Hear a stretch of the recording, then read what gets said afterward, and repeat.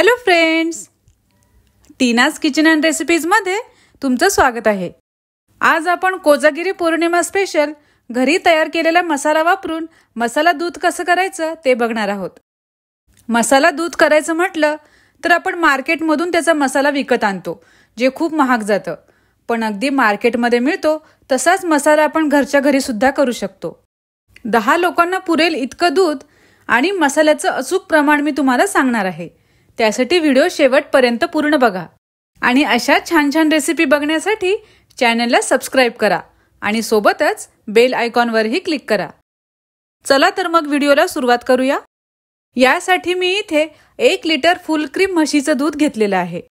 सोबतच 1 वाटी साखर, 2 चमचे मिल्क पावडर, 7 काजू, 7 बदाम, 7 पिस्ता, 1 छोटा जायफळचा तुकडा, 1 चमचा वेलची पावडर, अर्धा चमचा हळदी पावडर आणि काही केसरच्या काड्या। सुरुवातीला मी गॅसवर पॅन ठेवलं आहे आणि ते तापलेलं आहे। त्यात आता काजू, बदाम आणि हे पिस्ते टाकायचे आणि त्याला 2 ते 3 मिनिटे भाजून घ्यायचं। 1 लिटर दुधासाठी इतके ड्रायफ्रुट्स पुरेसे आहे। याला फक्त गरम करायचं नाही, चांगलं भाजू द्यायचं। हे ड्रायफ्रुट्स भाजून घेतल्यामुळे खाताना त्याचा थोडा स्मोकी फ्लेवर येतो।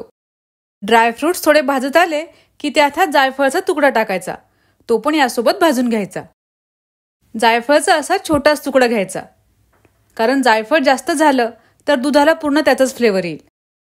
हे आता 2-3 मिनिटे चांगलं भाजून झालं आहे। आता हे आपण एका डिशमध्ये काढून घेऊ आणि याला पूर्णपणे थंड करून घ्यायचं।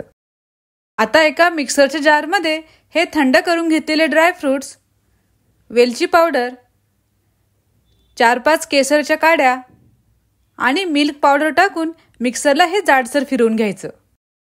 हे बघा, मार्केटमध्ये मिळतो तसाच मसाला आता इथे तयार झाला आहे। आता गॅसवर एक कढई ठेवून त्यात हे दूध टाकायचं। मध्यम गॅसवरच हे दूध आपल्याला तापवून घ्यायचं आहे। मी इथे फुल क्रीम दूध वापरलं आहे, यामुळे हे दूध पिताना थोडं क्रीमी लागेल। जर नसेलच तर गाईचं दूध घेतलं तरी चालेल, पण मग फक्त थोडं जास्त घ्यायचं, कारण ते थोडं पातळ असतं। दुधाला आता छान उकळी आली आहे। त्याची साय अशी या दुधात मिक्स करत राहायची। यात आता आपण हळदी पावडर टाकणार आहोत। हळदीमुळे या दुधाची पौष्टिकता वाढते, शिवाय त्याला नैसर्गिक पिवळा रंग सुद्धा येतो। खूप पण हळद नाही घालायची, नाहीतर मग दुधाला कडवटपणा येईल। 1-2 मिनिटे याला मिक्स करून घ्यायचं। आता यात आपण घालणार आहोत हा तयार केलेला दुधाचा पूर्ण मसाला। याला चांगलं यात मिक्स करून घ्यायचं। मंद आचेवर या दुधाला चांगलं उकळून घ्यायचं आहे। 7 ते 8 मिनिटे मंद गॅसवर या दुधाला आपण उकळून घेणार आहोत। याला असं उकळून घेतल्यामुळे दूध थोडं आटलं जाईल आणि मग हे मसाला दूध पण थोडं दाटसर तयार होईल।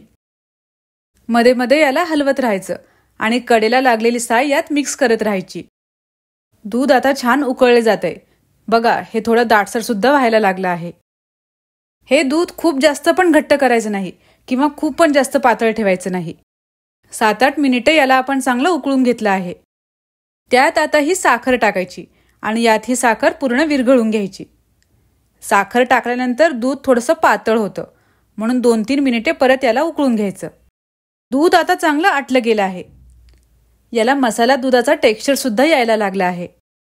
आता आपण वरून त्यात हे थोडे कट केलेले ड्रायफ्रुट्स टाकणार आहोत, कारण हे दूध पिताना त्याचा क्रंच मस्त लागतो। थोडंसं मिनिटभर याला मंद आचेवर ठेवायचं। बघा किती छान हे मसाला दूध दिसते। त्याची कन्सिस्टन्सी पण तुम्ही बघू शकता।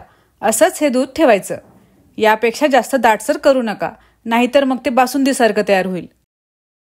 असं सेम याच कन्सिस्टन्सीमध्ये आपल्याला मसाला दूध करायचं। बघा, मस्त गरमागरम मसाला दूध तयार झाला आहे। आता गॅसची फ्लेम बंद करायची। आवडत असल्यास वरून थोड्या गुलाबाच्या पाकळ्या टाकायच्या, यामुळे ते दिसायलाही आणखी छान दिसतं। कोजागिरी पौर्णिमा स्पेशल मस्त गरमागरम मसाला दूध इथे तयार झाला आहे। या पद्धतीने घरी नक्की ट्राय करून बघा। 10 लोकांसाठी हे एकदम परफेक्ट असं प्रमाण आहे। व्हिडिओ आवडला तर लाईक, कमेंट आणि शेअर करायला विसरू नका। आणि हो, चॅनलला सबस्क्राइब केलं नसेल तर प्लीज सबस्क्राइब करा।